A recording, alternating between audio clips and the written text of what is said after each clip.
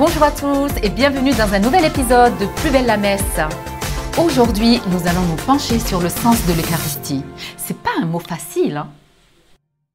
Non mais c'est ce que c'est l'Eucharistie, on l'a vu plein de fois, c'est action de grâce, non? Pas si vite, Kylian, j'aimerais te proposer d'aller d'abord un peu plus loin. Dans un épisode précédent, tu te souviens qu'on a vu les rites d'ouverture avec Zoé. Oui, je me souviens.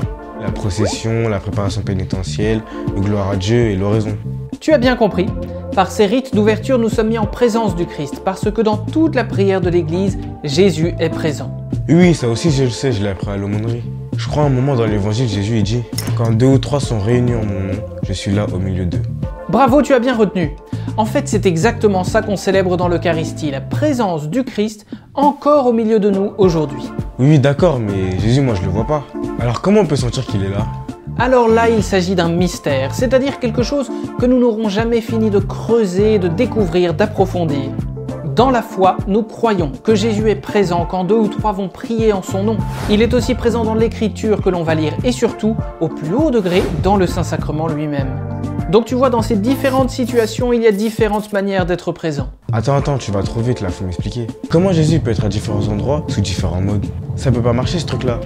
Sois bien attentif, Kylian, et tu verras que Jésus est vraiment présent dans ton cœur, qu'il t'écoute et qu'il répond à tes prières. Et bien de la même manière, Jésus est aussi présent dans la liturgie. Mais c'est quoi cette présence? Tu vas m'expliquer là? Ne t'en fais pas, je vais t'expliquer. En fait, c'est exactement ce que l'on appelle le sacrement. C'est-à-dire que d'un côté, il y a cette réalité que je vois, et d'un autre côté, il y a cette réalité plus spirituelle. Donne un exemple. Je vais t'en donner 2. D'abord avec la parole.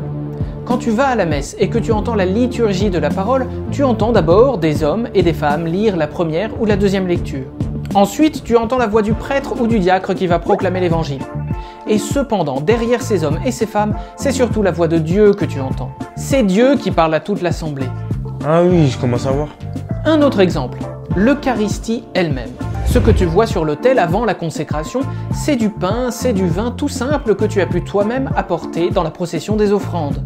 Mais au moment de la communion, ce que tu reçois, c'est désormais le corps du Christ. En apparence, c'est encore bien du pain, mais cette hostie consacrée, c'est Jésus présent que tu reçois et qui te transforme progressivement en lui, en son propre corps.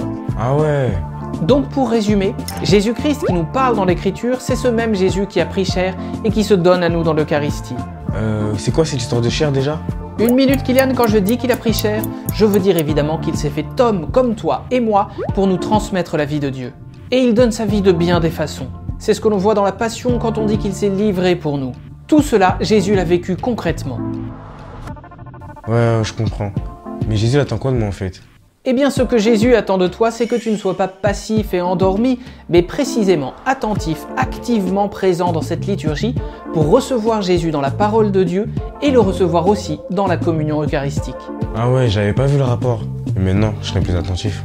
Dans la prière, tu peux même dire, comme saint Paul qui s'adresse aux chrétiens de Rome, « Frères, je vous encourage, par la tendresse de Dieu, à offrir toute votre personne à Dieu. » C'est là l'adoration véritable.